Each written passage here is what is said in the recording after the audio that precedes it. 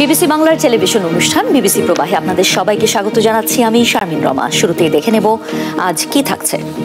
আপাতত স্বস্তির বার্তা মিলল। প্রধান উপদেষ্টা ডক্টর মোহাম্মদ ইউনূস এখনই পদত্যাগ করছেন না বলে জানিয়ে দিলেন পরিকল্পনা উপদেষ্টা।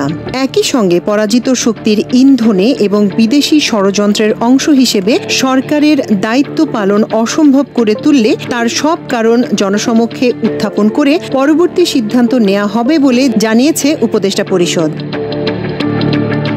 শনিবার জাতীয় অর্থনৈতিক পরিষদের সভা শেষে উপদেষ্টা পরিষদের এক অনির্ধারিত বৈঠকের পর ডক্টর ইউনূসের নেতৃত্বাধীন অন্তর্বর্তী সরকারের নতুন এ অবস্থান জানান দেওয়া হয়। প্রধান উপদেষ্টার প্রেস উইংয়ের এক সংবাদ বিজ্ঞপ্তিতে আরও জানানো হয়, নানা ধরনের অযৌক্তিক দাবি দেওয়া, উদ্দেশ্য প্রণোদিত ও এখতিয়ার বহির্ভূত বক্তব্য এবং কর্মসূচি দিয়ে যেভাবে স্বাভাবিক কাজের পরিবেশ বাধাগ্রস্ত করে তোলা হচ্ছে এবং জনমনে সংশয় ও সন্দেহ সৃষ্টি করা হচ্ছে তা নিয়ে বিস্তারিত আলোচনা হয়েছে বৈঠকে। দেশকে স্থিতিশীল রাখতে নির্বাচন, বিচার ও সংস্কার কাজ এগিয়ে নিতে এবং চিরতরে এ দেশে স্বৈরাচারের আগমন প্রতিহত করতে বৃহত্তর ঐক্য প্রয়োজনীয়তার উপর জোর দেয় উপদেষ্টা পরিষদ। এ বিষয়ে অন্তর্বর্তী সরকার রাজনৈতিক দলগুলোর বক্তব্য শুনবে এবং সরকারের অবস্থান স্পষ্ট করবে। শত বাধার মাঝেও গোষ্ঠী স্বার্থকে উপেক্ষা করে অন্তর্বর্তী সরকার তার উপর অর্পিত দায়িত্ব পালন করে যাচ্ছে বলে উল্লেখ করা হয়। অন্তর্বর্তী সরকার জুলাই অভ্যুত্থানের জনপ্রত্যাশাকে ধারণ করে জানিয়ে বলা হয়েছে, সরকারের স্বকীয়তা, সংস্কার, উদ্যোগ, বিচার প্রক্রিয়া, সুষ্ঠু নির্বাচন ও স্বাভাবিক কার্যক্রমকে বাধাগ্রস্ত করে এমন সব কর্মকাণ্ড অর্পিত দায়িত্ব পালন করাকে অসম্ভব করে তুললে সরকার জনগণকে সঙ্গে নিয়ে প্রয়োজনীয় সিদ্ধান্ত নেবে বলেও জানানো হয়েছে। বৃহস্পতিবার থেকে অনিশ্চয়তা আর উদ্বেগ উৎকণ্ঠায় ছিলেন সর্বস্তরের দেশপ্রেমিক মানুষ। তারা ডক্টর ইউনূসের পদত্যাগ করার সিদ্ধান্ত কোনোভাবেই মানতে পারছিল না।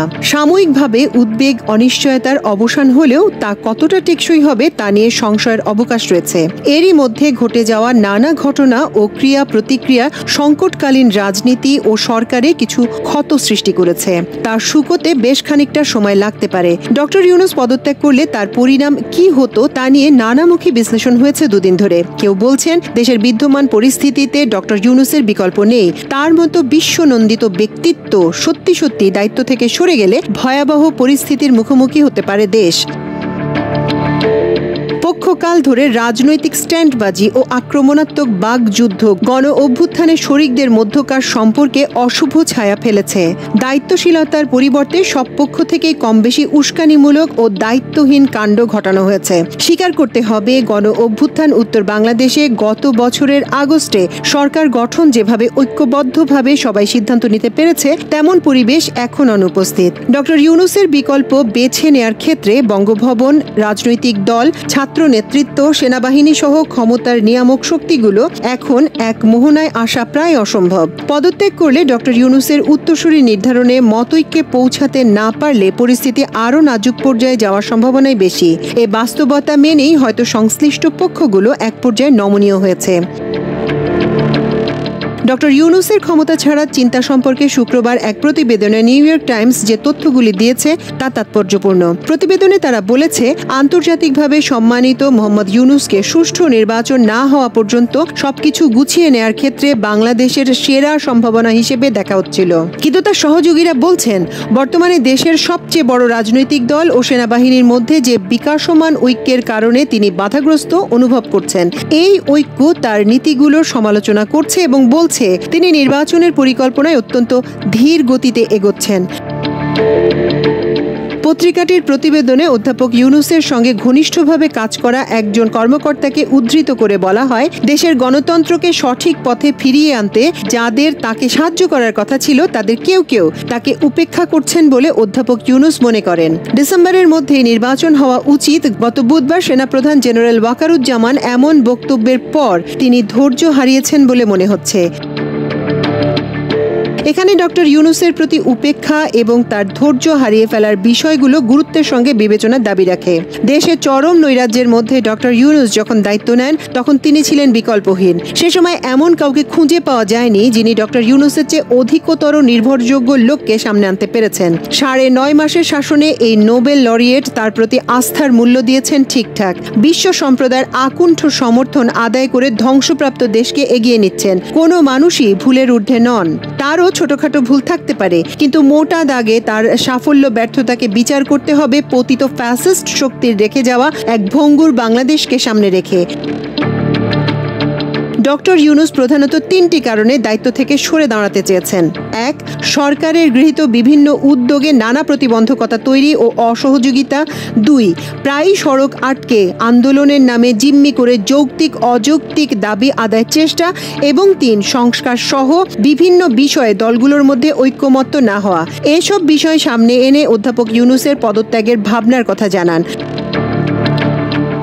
ডক্টর ইউনূস যেদিন তার সহকর্মীদের কাছে পদত্যাগের চিন্তার কথা ব্যক্ত করেন তার আগের দিন বুধবার ঢাকা সেনানিবাসে অফিসার্স অ্যাড্রেস অনুষ্ঠানে দেয়া সেনাপ্রধান জেনারেল ওয়াকারুজ্জামানের কিছু বক্তব্য জনসমক্ষে প্রকাশ পায়। তাতে আগামী ডিসেম্বরের মধ্যে নির্বাচন অনুষ্ঠান, তার মাধ্যমে কয়েকটি নির্বাচিত সরকার প্রতিষ্ঠা সহ জাতীয় নিরাপত্তা সংশ্লিষ্ট বিষয় রয়েছে। সেনাপ্রধান কয়েকটি ইস্যুতে সরাসরি সরকারের ঘোষিত নীতির বিরুদ্ধে তার অবস্থান ব্যক্ত করেন। নির্বাচন প্রশ্নে 2026 সালের 1 জানুয়ারি দেশে নতুন সরকার দেখবেন বলে উল্লেখ করেন। সেনাপ্রধানের বক্তব্য নিয়ে ব্যাপক আলোচনা সমালোচনা হচ্ছে। অনেকে অভিযোগ করছেন যে সেনাপ্রধান তার বক্তব্যে অন্তর্বর্তী সরকারের কার্যক্রমের বিষয়ে এখতিয়ার বহির্ভূত বক্তব্য দিয়েছেন। সরকারের ঘোষিত অবস্থান যেখানে ডিসেম্বর থেকে জুনের মধ্যে নির্বাচন করা, সেখানে তিনি 1 জানুয়ারি থেকে নতুন সরকার দেখতে চেয়ে স্পষ্টতই সরকারের বিপরীতে অবস্থান জানান দিয়েছেন। লক্ষণীয় বিষয় ছিল বিএনপি সরাসরি সেনাপ্রধানের বক্তব্য সমর্থন করে, তাদের অফিসিয়াল সামাজিক যোগাযোগ মাধ্যমে ফলাও করে প্রচার করে। অভূতপূর্ব এক গণ অভ্যুত্থানের 9.5 মাসের মাথায় এমন একটি পরিবেশ সৃষ্টি হয়েছে যা অভ্যুত্থানের পক্ষে সক্রিয় শক্তিগুলোর সম্পর্ককে নড়বড়ে করে দিয়েছে।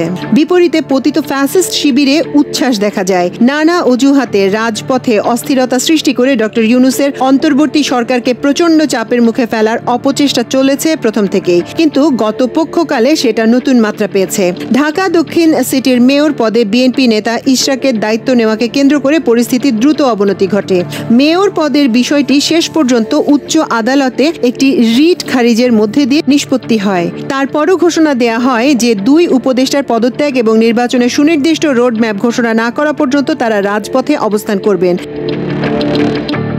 মূলত এই ঘোষণার পরই প্রধান উপদেষ্টার অসন্তোষ ও ক্ষোভ জানিয়ে পদত্যাগের চিন্তার কথা ব্যক্ত করেন। সে খবর যমুনা থেকে রাজনৈতিক অঙ্গনে ছড়িয়ে পড়ার কিছু সময়ের মধ্যেই সংশ্লিষ্টদের টনক নড়ে। ইশরাক হোসেন কর্মসূচি স্থগিত করে তার অনুসারীদের নিয়ে রাস্তা ছাড়েন। একই সময় ছাত্রদল ধারাবাহিকভাবে শাহবাগ মোড়ে অবরোধ করে ঢাবি ছাত্র সাম্য হত্যার বিচার দাবি করতে থাকে। ইশরাকের কর্মসূচি প্রত্যাহারের কিছু সময়ের মধ্যে ছাত্রদলও তাদের শাহবাগ অবরোধ কর্মসূচি তুলে নেয়। এই অবরোধ তুলে নেওয়ার সিদ্ধান্তটি বিএনপির শীর্ষ পর্যায় থেকে আসে, যা আরো আগে হলে পরিস্থিতি হয়তো এতটা ঘোলাটে হতো না। ইশরাকের মেয়র পদ নিয়ে বিরোধে জড়ানো বিএনপি ও এনসিপি বস্তুত বাড়াবাড়ির পর্যায়ে চলে গিয়েছিল। দুপক্ষই আইনি বিষয়টিকে ইগোতে নিয়ে যায়। অনমনীয় মনোভাব নিয়ে জনসাধারণকে ভুগিয়েছে সপ্তাহ জুড়ে। তারই পরিণতিতে সংকট ঘনীভূত হয়। বিএনপি রাজপথের শক্তির মহড়া দিয়ে লক্ষ্য অর্জনের তুষ্টিতে ভুগছে বটে, তবে সামাজিক যোগাযোগ মাধ্যমের পর্যবেক্ষণ করে দেখা গেছে ইশরাক ইস্যুতে বিএনপির ব্যাপক সমালোচনাও কুড়িয়েছে। এনসিপি বা স্থানীয় সরকার মন্ত্রণালয়ের ভূমিকাকেও সাধারণ মানুষের বড় অংশ ভালোভাবে নেয়নি। বিপদে পড়লে আমরা হাহুতাশ করি, হাউমাউ করে কাঁদি, বুক চাপড়ে আহাজারি করি, যে কোনো কিছুর বিনিময়ে বিপদ থেকে পরিত্রাণ বা উত্তরণের চেষ্টা করি। আবার বিপদ কেটে গেলে সহসাই আমরা অহংকারী ও দুর্বিনীত হয়ে উঠি। নিমিষেই ভুলে যাই নিকট অতীতের দুর্দশা, কষ্ট ও অসহায়ত্ব। এ বৈশিষ্ট্য আমাদের সহজাত। পবিত্র কুরআনের সূরা হুদে মানুষের এই বৈশিষ্ট্যের কথা বলা হয়েছে। সেখানে বলা হয়েছে, যদি দুঃখ দৈন্য স্পর্শ করার পর আমি তাকে সুখ ভোগ করাই, তখন সে বলতে থাকে আমার বিপদ দূর হয়ে গেছে। তখন সে উৎফুল্ল ও অহংকারী হয়ে যায়। মানব জাতির চরিত্র তুলে ধরতে মহান স্রষ্টা কথাগুলো বললেও সম্ভবত এ বৈশিষ্ট্য সবচেয়ে বেশি প্রযোজ্য বাঙালি মুসলমানের ক্ষেত্রে। এতটা আত্মভোলা, আত্মঘাতী জাতি পৃথিবীতে কমই আছে। এখন থেকে 10 মাস আগে আমরা কেমন ছিলাম তা বোধ করি এখন বিস্তৃতির অতলে হারিয়ে গেছে। আমরা যে মন খুলে কথা বলতে পারিনি, অন্যায়ের প্রতিবাদ করলে হামলা, মামলা, গুম, খুন, আয়নাঘর আমাদের নিয়তির অবিচ্ছেদ্য অংশ হয়ে উঠেছিল, তা এখন যেন মুছে যাওয়া ইতিহাস। বালখিল্যতার পরিণামে নতুন করে কোনো বিপর্যয়ের মুখে পড়লে তা শুধু বিশেষ রাজনৈতিক দলের জন্য বিপদ ডেকে আনবে তা নয়, গোটা দেশ ও জাতিকে ভয়াবহ বিপর্যয়ের মুখে ঠেলে দিবে। এই সত্যটি যত তাড়াতাড়ি তারা অনুধাবন করবে ততই মঙ্গল। গণ অভ্যুত্থানের রাজনৈতিক শক্তিগুলোর নিজেদের মধ্যকার বিভেদ দূর করার দ্রুত ও প্রয়োজনীয় উদ্যোগ না নিলে মূল্য হবে চড়া। একই সঙ্গে জুলাই বিপ্লবে প্রাণ দেওয়া 1.5 সহস্রাধিক শহীদের প্রতি করা হবে চরম অসম্মান। নোবেল জয়ী ডক্টর মোহাম্মদ ইউনূস ও তার নেতৃত্বাধীন অন্তর্বর্তী সরকার এখন কঠোর অবস্থানে। গতকাল শনিবার গণমাধ্যমে পাঠানো উপদেষ্টা পরিষদের বিবৃতিতে স্পষ্ট জানিয়ে দেওয়া হয়, যদি পরাজিত শক্তির ইন্ধনে এবং বিদেশি ষড়যন্ত্রের অংশ হিসেবে সরকারের উপর আরোপিত দায়িত্ব পালনকে অসম্ভব করে তোলা হয়, তবে সরকার সকল কারণ জনগণকে জানিয়ে প্রয়োজনীয় সিদ্ধান্ত নেবে। অধ্যাপক ইউনূসের পদত্যাগ নিয়ে 2 দিন ধরে যে জল্পনা কল্পনা চলছিল সেটি নাকচ করে দিয়েছেন পরিকল্পনা উপদেষ্টা ডক্টর ওয়াহিদুদ্দিন মাহমুদ। তিনি বলেন, ডক্টর ইউনূস পদত্যাগ করছেন না, তিনি আমাদের সঙ্গেই থাকছেন। কয়েকজন উপদেষ্টার সঙ্গে আলাপ করে জানা গেছে, সংস্কার প্রশ্নে অন্তর্বর্তী সরকার কোনো আপোষ করবে না। প্রধান উপদেষ্টার ঘোষিত সময়ের মধ্যেই নির্বাচন হবে। ফ্যাসিবাদের বিচার অবশ্যই করা হবে। এক ঘরে 2 পীর, অর্থাৎ কোনো সমান্তরাল সরকার পরিচালনার যে কোনো চেষ্টা মোকাবেলা করা হবে। একনেক সভা শেষে উপদেষ্টাদের রুদ্ধ দ্বার বৈঠকে এসব সিদ্ধান্ত নেওয়া হয় বলে একাধিক সূত্র আমার দেশকে নিশ্চিত করেছে। এদিকে প্রধান উপদেষ্টার বাসভবন যমুনা সূত্রে জানা গেছে, আজ রোববার জুলাই অভ্যুত্থানের পক্ষে থাকা সব রাজনৈতিক দলের প্রতিনিধিদের নিয়ে সর্বদলীয় বৈঠক করবেন প্রধান উপদেষ্টা। গতকাল রাতে তার সঙ্গে দেশের 3টি রাজনৈতিক দল বিএনপি, জামায়াত ইসলামী ও এনসিপির নেতারা সাক্ষাৎ করেন। দলগুলোর প্রতিনিধিরা আজকের সর্বদলীয় বৈঠকেও অংশ নেবেন। দলগুলোর নেতারা ডক্টর ইউনূসের প্রতি তাদের পূর্ণ সমর্থন ও আস্থার কথা জানিয়েছেন। একই সঙ্গে তারা বলেছেন, আপনার পদত্যাগ কেউ চায় না। 3টি দলের সঙ্গে প্রধান উপদেষ্টার বৈঠক শেষে প্রেস সচিব শফিকুল আলম সাংবাদিকদের জানান, বিএনপি, জামায়াত ও এনসিপি 3 দলই বলেছেন ডক্টর ইউনূসের উপর তাদের পূর্ণ আস্থা রয়েছে। প্রধান উপদেষ্টা আবারও তাদের জানিয়ে দেন, ডিসেম্বর থেকে জুনের মধ্যেই নির্বাচন হবে। নির্বাচনের তারিখ এর বাইরে যাবে না। প্রধান উপদেষ্টার সাথে সাক্ষাৎ শেষে বিএনপির স্থায়ী কমিটির সদস্য ডক্টর খন্দকার মোশাররফ হোসেন সাংবাদিকদের বলেন, তারা ডিসেম্বরের মধ্যে নির্বাচন চেয়েছেন।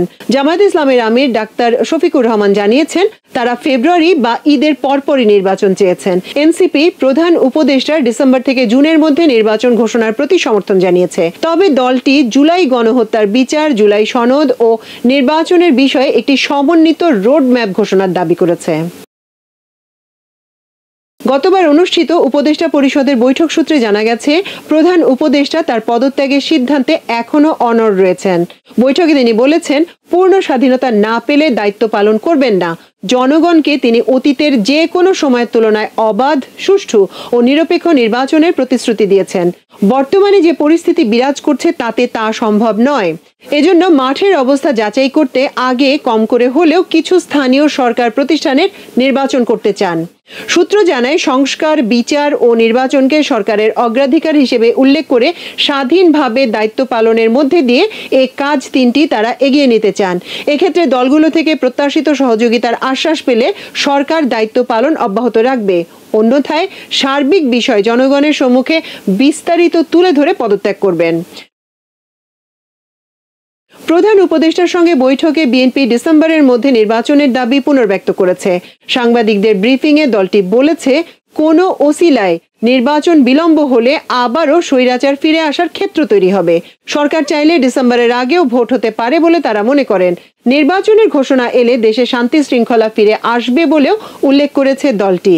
গতকাল রাতে প্রধান উপদেষ্টার সাথে বিএনপির 4 সদস্যের প্রতিনিধি দল সাক্ষাৎ করেন। সাক্ষাৎ শেষে প্রতিনিধি দলের প্রধান ও দলটির স্থায়ী কমিটির সদস্য খন্দকার মোশাররফ হোসেন সাংবাদিকদের বলেন, তারা প্রধান উপদেষ্টার আমন্ত্রণে বিএনপির পক্ষে 4 জন সাক্ষাৎ করতে এসেছিলেন।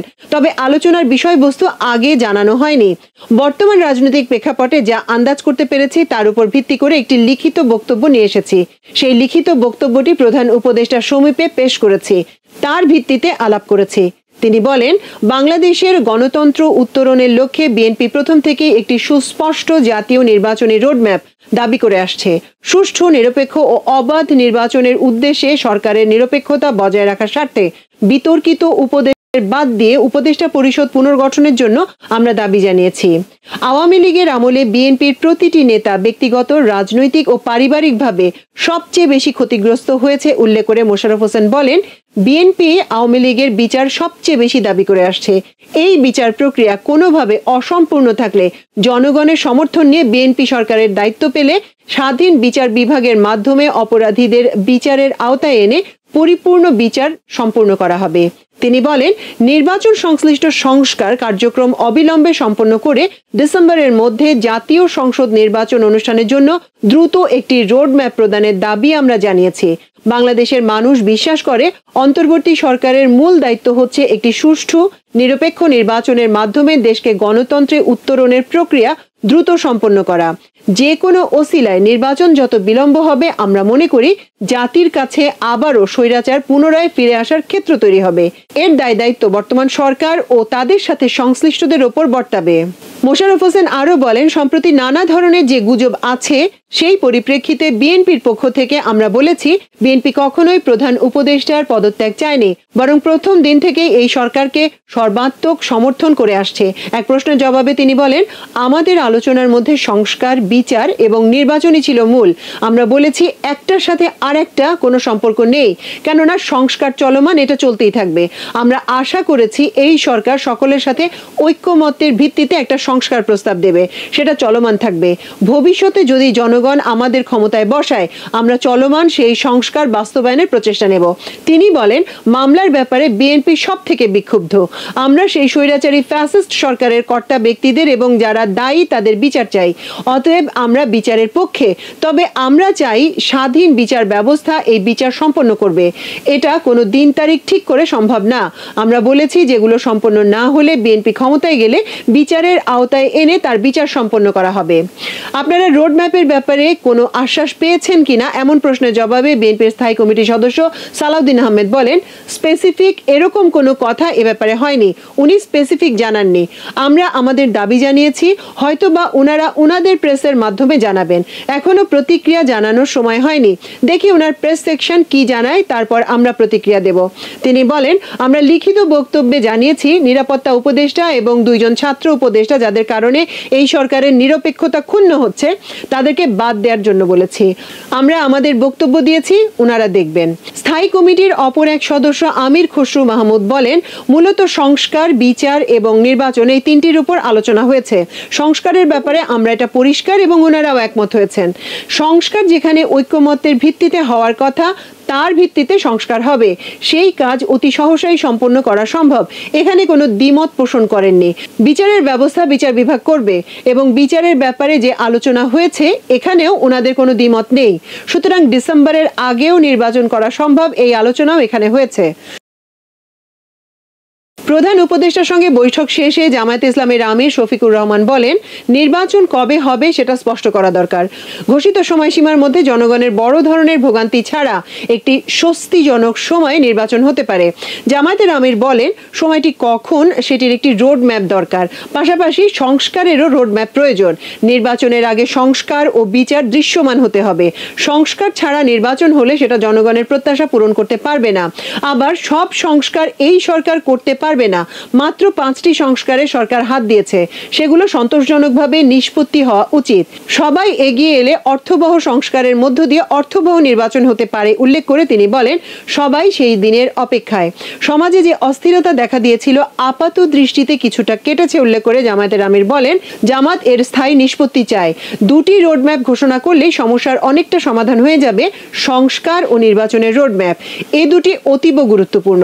সাংবাদিকদের প্রশ্নের জবাবে জামাতের আমির জানান, তারা কোনো উপদেষ্টার পদত্যাগ চাননি। জাতীয় নাগরিক পার্টি এনসিপির আহ্বায়ক নাহিদ ইসলাম জানিয়েছেন তারা একটি সমন্বিত রোড ম্যাপ চেয়েছেন। প্রধান উপদেষ্টার সাথে বৈঠকের পর দলটির আহ্বায়ক নাহিদ বলেন, আমরা জুলাই গণহত্যার বিচার, সংস্কার বা জুলাই সনদ এবং আমরা যে গণপরিষদ ও আইনসভা নির্বাচন চাচ্ছি তার বিষয়ে সমন্বিত একটি রোড ম্যাপ চেয়েছি। তিনি বলেন, গণ অভ্যুত্থানের যে প্রতিশ্রুতি, সংস্কার এবং বিচার তা এর মাধ্যমে বাস্তবায়ন হওয়া সম্ভব। বিচার যেটা ডিসেম্বর থেকে জুনের মধ্যে হওয়ার কথা, সেটাও একটি সুনির্দিষ্ট রোড ম্যাপ যেন ঘোষণা হয়। জুলাই মাসের মধ্যে জুলাই সনদ আসবে এমন আশ্বাস তাদের দেয়া হয়েছে বলে তিনি দাবি করেন। নাহিদ ইসলাম বলেন, শেখ হাসিনার আমলে অনুষ্ঠিত সব জাতীয় ও স্থানীয় সরকার নির্বাচন আনুষ্ঠানিকভাবে অবৈধ ঘোষণা করার দাবি করেছি, কারণ সে সময় শেখ হাসিনা একটি ফ্যাসিবাদী শাসন ব্যবস্থায় নির্বাচন করেছিল এবং মানুষের ভোটাধিকার হরণ করেছিল। তখন রাতের ভোট হয়েছে, ডামি নির্বাচন হয়েছে, ফলে সেই নির্বাচন নিয়ে প্রশ্ন রয়েছে। সেই সময়কার বিরোধী রাজনৈতিক দলগুলো বিভিন্ন সময় প্রত্যাখ্যান করেছে। ফলে আমরা মনে করি সেই নির্বাচনগুলোতে আবার আদালতে নিয়ে গিয়ে একটা পরিস্থিতি তৈরি করা হচ্ছে। সেই বিশৃঙ্খলা এড়াতে পূর্বের সেই নির্বাচনগুলোকে আইনগতভাবে অবৈধ ঘোষণা যাতে করা হয়। এনসিপি নির্বাচন কমিশন বাতিল করে কমিশন পুনর্গঠন করে দ্রুত স্থানীয় সরকার নির্বাচন আয়োজন করার দাবি জানিয়েছে। তিনি বলেন, ছাত্র উপদেষ্টারা গণ অভ্যুত্থানের প্রতিনিধি হিসেবে রয়েছেন, তারা সরকারে গিয়েছেন, সরকারকে বৈধতা দিয়েছেন, গণ অভ্যুত্থানের আকাঙ্ক্ষা বাস্তবায়নে তারা কাজ করেছে, সফলভাবে কাজ করছে। সেখানে তাদের হেয় বা অপমান করার বিষয়ে নিন্দা জানিয়েছি। আমাদের সাথে তাদের ট্যাগ দিয়ে পদত্যাগ করাটা রাজনৈতিক উদ্দেশ্যমূলক বলে আমরা বলেছি। ডক্টর মোহাম্মদ ইউনূসের প্রতি সমর্থন জানিয়ে নাহিদ ইসলাম বলেন, উনি ক্ষমতা নিতে চাননি, আমরাই ওনাকে ক্ষমতা দিয়েছি।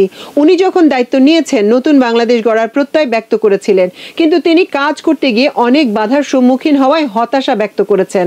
তবে আমরা ওনাকে বুঝিয়েছি উনি যেন সকল কিছু বাদ দিয়ে জুলাই অভ্যুত্থানের যে আকাঙ্ক্ষা সেটাকে লক্ষ্য রেখে কাজ করে যান। প্রধান উপদেষ্টার বিষয়ে এনসিপির অবস্থান প্রশ্নে পার্টির আহ্বায়ক বলেন, আমরা বলেছি উনি যাতে দায়িত্বে থাকেন, দায়িত্বে থেকে রাজনৈতিকভাবে আলোচনার মাধ্যমে সকল সমস্যার সমাধান করেন। কোনো রাজনৈতিক দল নয়, বরং জনগণ এবং গণ অভ্যুত্থানকারী ছাত্র জনতার আহ্বানে তিনি দায়িত্বে এসেছেন। তাদের আকাঙ্ক্ষা বাস্তবায়নের জন্য তিনি প্রতিশ্রুতিবদ্ধ, কোনো রাজনৈতিক দলের প্রতি প্রতিশ্রুতিবদ্ধ নন। এই বিষয়টি যেন তিনি যে কোনো সিদ্ধান্তের ক্ষেত্রে বিবেচনা করেন। কেন ডেকেছেন এমন প্রশ্নের জবাবে নাহিদ বলেন, বর্তমানে যে পরিস্থিতি, উনি কাজ করতে পারছেন না বা উনি দায়িত্ব ছেড়ে দেবেন কিনা এ বিষয়ে উনি চিন্তাভাবনা করছেন। সেই প্রেক্ষিতে আজকের বৈঠক হয়েছে। প্রধান উপদেষ্টার সাথে বৈঠকে তিন দলই দলীয় অবস্থান তুলে ধরেন বলে জানিয়েছেন প্রেস সচিব শফিকুল আলম। তিনি বলেন, দলগুলো প্রধান উপদেষ্টাকে আকুণ্ঠ সমর্থন দিয়েছেন। তারা বলেছেন তার নেতৃত্বের আস্থা রয়েছে। প্রত্যেকটা পার্টি তাদের স্ব অবস্থান করেছেন। তারা মাননীয় চিফ অ্যাডভাইজারকে অকুণ্ঠ সমর্থন জানিয়েছেন। তারা বলেছেন তার নেতৃত্বে তাদের আস্থা আছে এবং তারা বলেছেন যে কেউ কেউ বলেছেন যে তারা বেশ কিছু রিপোর্ট করেছেন যে উনি পদত্যাগের বিষয়টা উনি ভাবছেন। তো সে বিষয়ে তারা বলেছেন যে পুরো বাংলাদেশ, আমরা সবাই নির্বাচনের বিষয়ে বিএনপি ডিসেম্বরের মধ্যে ইলেকশন চেয়েছেন। জামাত বলেছেন যে তারা ইলেকশন চেয়েছেন, তারা মনে করেন যে রিফর্ম প্রক্রিয়া ডিসেম্বরের মধ্যে লেগে যাবে রিফর্ম প্রক্রিয়া শেষ করতে। তো জামাত প্রফেসর ইউনূস যেটা বলেছেন, প্রফেসর ইউনূস আজকে তার মিটিং এ তিনটা পার্টিকে বলেছেন যে ইলেকশন ডিসেম্বর থেকে জুনের মধ্যে হবে। তো জামাত তার এই টাইমলাইনকে সমর্থন জানিয়েছেন এবং বলেছেন যে এটা তাদের সমর্থন আছে। এনসিপিও একই, তার ইলেকশন কমিশনের বিষয়ে এনসিপি এবং জামাত বলেছেন যে তারা মনে করে না যে এখন যে এই অবস্থায় আছে তাতে লেভেল প্লেইং একটা ফ্রি অ্যান্ড ফেয়ার ইলেকশনের জন্য যে পরিবেশ দরকার সেই পরিবেশটা নাই এবং এটা কোনো লেভেল প্লেইং ফিল্ড নাই। তারা জোর দিয়েছেন যাতে ইলেকশন কমিশনের সংস্কারের মাধ্যমে এটাই লেভেল প্লেইং ফিল্ড এনশিওর করা হয়।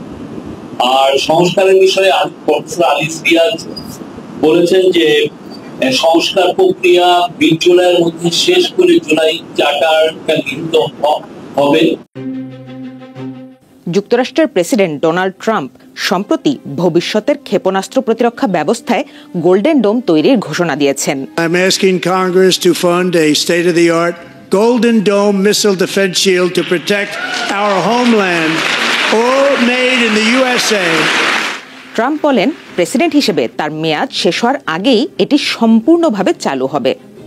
প্রথম ধাপে $25 বিলিয়ন বিনিয়োগের ঘোষণা দিয়ে জানানো হয় পুরো প্রকল্পের মোট ব্যয় প্রায় $175 বিলিয়ন হবে বলে তিনি ধারণা করছেন। তবে কর্মকর্তারা সতর্ক করে বলেন, প্রকৃত খরচ অন্তত 3 গুণ বেশি হতে পারে। এটি হবে স্থল, সমুদ্র এবং মহাকাশ জুড়ে বিস্তৃত একটি নেটওয়ার্ক। মূল অংশ হবে মহাকাশ ভিত্তিক ইন্টারসেপ্টর ও সেন্সর, যা শত্রুর ক্ষেপণাস্ত্র প্রতিহত করতে পারবে। গোল্ডেন ডোমের পরিকল্পনাটি আংশিকভাবে ইসরায়েলের আয়রন ডোম থেকে অনুপ্রাণিত, তবে এর পরিসর অনেক বড়, যেহেতু আমেরিকা আকারে অনেক বিশাল। আয়রন ডোম মূলত রেডার প্রযুক্তির মাধ্যমে স্বল্প পাল্লার ক্ষেপণাস্ত্র শনাক্ত করে এবং ধ্বংস করে, আর গোল্ডেন ডোম ব্যবহার করবে স্যাটেলাইট বা কৃত্রিম উপগ্রহের প্রযুক্তি, যা বড় পরিসরে বিভিন্ন ধরনের হুমকি মোকাবেলা করার মতো করে ডিজাইন করা হবে।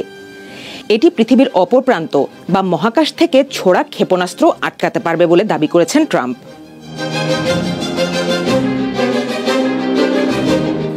এটি শত শত স্যাটেলাইট বা কৃত্রিম উপগ্রহের একটি নেটওয়ার্ক ব্যবহার করবে।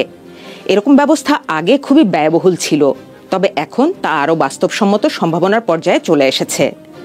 যুক্তরাষ্ট্রের সাইবার ও টেকনোলজি ইনোভেশনের সিনিয়র ডিরেক্টর অবসরপ্রাপ্ত রিয়ার অ্যাডমিরাল মার্ক মন্টগোমারি জানান, এর প্রথম পর্যায়ে কয়েকশো স্যাটেলাইট উৎক্ষেপণ পর্যায়ে শনাক্ত করবে। এরপর থাকবে এমন সিরিজ যা ট্র্যাকিং করবে এবং ফায়ারিং নিয়ন্ত্রণের কাজ করবে, এবং সবশেষে থাকবে অস্ত্র বহনকারী এনগেজমেন্ট স্যাটেলাইট, যেগুলো মূলত গতিশীল অস্ত্র বা শত্রুর ছোড়া ক্ষেপণাস্ত্র ধ্বংস করার জন্য। এটি শব্দের চেয়ে দ্রুতগতির হাইপারসনিক অস্ত্র বা পরমাণু অস্ত্র বহন করতে পারা দূরপাল্লার ফোপস অর্থাৎ ফ্র্যাকশনাল অরবিটাল বম্বার্ডমেন্ট সিস্টেম প্রতিহত করার মতো করে তৈরি করা হবে। দ্য ইকোনমিস্টের প্রতিরক্ষা সম্পাদক শশাঙ্ক যোশী বিবিসিকে বলেন, মার্কিন সেনাবাহিনী পরিকল্পনাটি গুরুত্বের সাথে নিলেও ট্রাম্পের মেয়াদে তা বাস্তবায়ন সম্ভব নয়। মার্ক মন্টগোমারি বলেন, 3 বছরে এর অনেকটা কাজ এগোনো বা নিরাপত্তা ব্যবস্থার উন্নয়ন করা গেলেও পুরো প্রকল্প বাস্তবায়নে 5 থেকে 10 বছর সময় লাগবে। মার্কিন কংগ্রেশনাল বাজেট অফিস বলেছে, কেবলমাত্র মহাকাশ ভিত্তিক অংশের খরচ 20 বছরে $542 বিলিয়ন পৌঁছাতে পারে। এই $multi-billion গোল্ডেন ডোম প্রকল্পের দায়িত্ব দেওয়া হয়েছে মার্কিন স্পেস ফোর্সের জেনারেল মাইকেল গেটলাইনকে। তিনি এর আগে স্পেস সিস্টেমস কমান্ড ও রিমোট সেন্সিং সিস্টেমের প্রধান ছিলেন। ওভাল অফিসে ট্রাম্প জানিয়েছেন, কানাডা এই উদ্যোগের সাথে যুক্ত হতে চায়। কানাডার প্রধানমন্ত্রী মার্ক কার্নির অফিস জানিয়েছে, যুক্তরাষ্ট্রের সাথে এয়ারোস্পেস ডিফেন্সের পাশাপাশি গোল্ডেন ডোম নিয়েও আলোচনা চলছে। গোল্ডেন ডোম মূলত রাশিয়া ও চীনের ক্ষেপণাস্ত্র ঠেকানোর জন্যই তৈরি করা হচ্ছে। প্রাথমিকভাবে রাশিয়ার দিক থেকে সমালোচনা আসলেও পরে ক্রেমলিনের মুখপাত্র দিমিত্রি পেসকভ এটিকে মার্কিন যুক্তরাষ্ট্রের সার্বভৌম বিষয় হিসেবে উল্লেখ করেন এবং এটি পারমাণবিক অস্ত্র নিয়ন্ত্রণ নিয়ে আবার আলোচনার সুযোগের কথা বলেন। তবে চীন একে আন্তর্জাতিক নিরাপত্তার হুমকি হিসেবে উল্লেখ করে জানিয়েছে, এটি মহাকাশে সামরিকীকরণ বাড়াবে এবং অস্ত্র প্রতিযোগিতার ঝুঁকি তৈরি করবে। চীনের পররাষ্ট্র মন্ত্রণালয়ের এক মুখপাত্র এই ডোমের আক্রমণাত্মক দিককে মহাকাশ শান্তিপূর্ণভাবে ব্যবহারের নীতির পরিপন্থী হিসেবে উল্লেখ করে যুক্তরাষ্ট্রকে এই পরিকল্পনা পরিত্যাগ করার আহ্বান জানান। সবাইকে শুভকামনা জানিয়ে আমি শারমিন রমা এখানেই বিদায় নিচ্ছি। ভালো থাকবেন।